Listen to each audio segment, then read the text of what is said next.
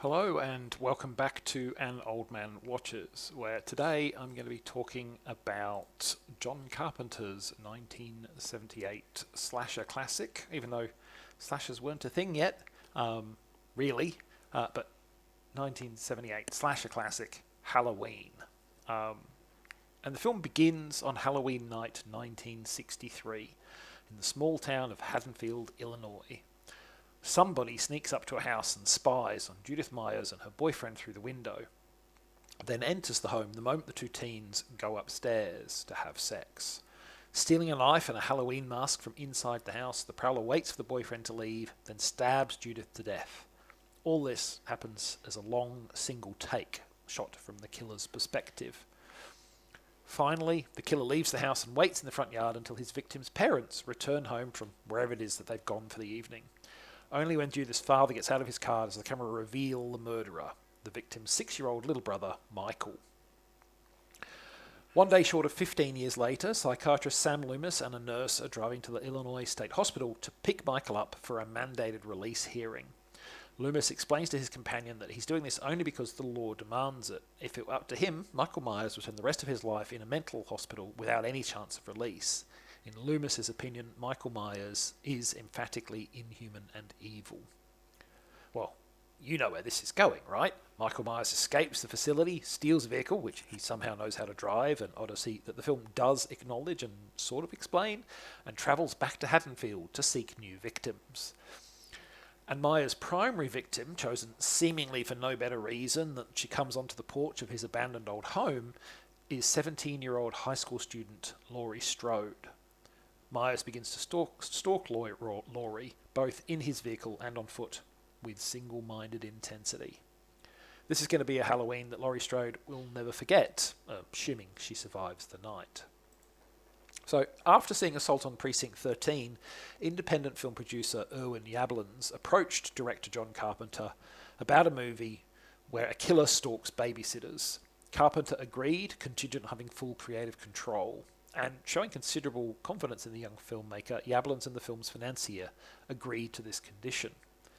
Carpenter and his then partner Deborah Hill co-wrote the script over a period of 2 to 3 weeks, after which the production team began casting the movie. The low budget available meant they were unable to land their top 2 choices for the role of Dr. Loomis, which were Hammer horror veterans Peter Cushing and Christopher Lee, instead casting Donald Pleasance as the movie's highest billed and highest paid player. The central role of Laurie Strode, meanwhile, went to newcomer Jamie Lee Curtis, who before that had only done TV work. Filming took place over only 4 weeks, with much of the wardrobe and props crafted from items on hand or that could be purchased inexpensively. The now infamous mask that Michael Myers wears much of the film, for instance, was a modified Captain Kirk mask that they purchased for $2. The film debuted at theatres a week before Halloween 1978 with little advertising and relying mostly word of mouth. It received mostly positive reviews from the critics and, no doubt more important to those behind it, audiences flocked to it in droves. Worldwide ticket sales exceeded 70 million, which, even allowing for theatres taking the cut, is a fantastic return on a movie that cost only around $300,000 to make. Halloween has gone on to be a renowned horror franchise of more than a dozen movies, and the original film has carved out a reputation as a seminal and iconic example of the slasher genre, despite being neither the first such film nor the one to really launch the 80s horror craze for such fare. And on the whole, I think it deserves its accolades. Let's go into some details about why.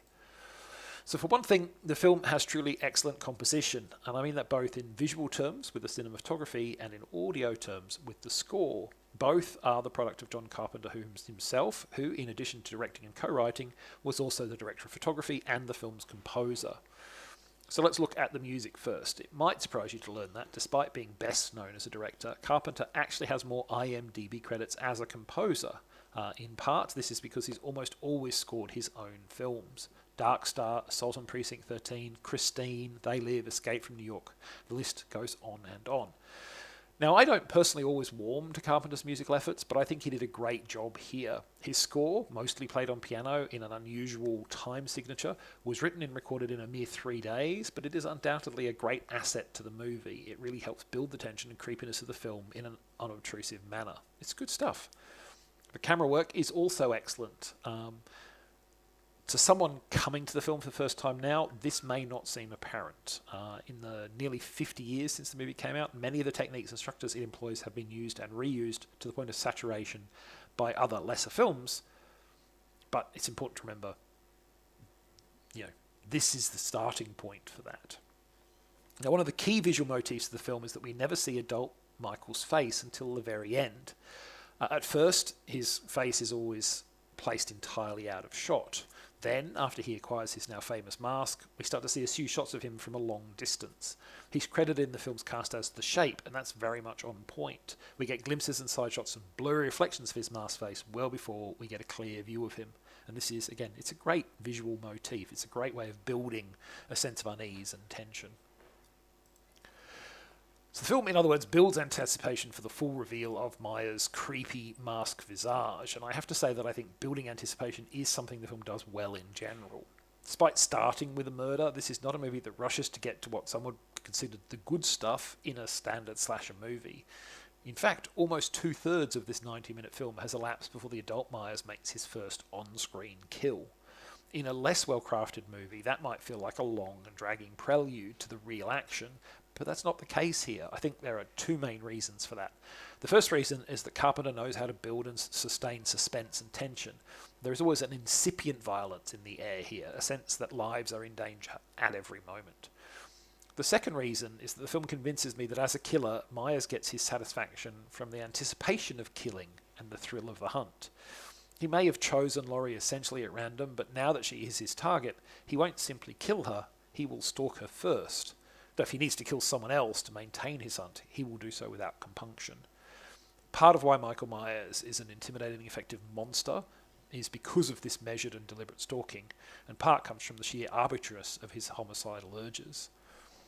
So yeah, this movie is a banquet you're meant to savour, evolving over several complementary stages, rather than a cinematic fast food fare that you might commonly expect of a slasher movie.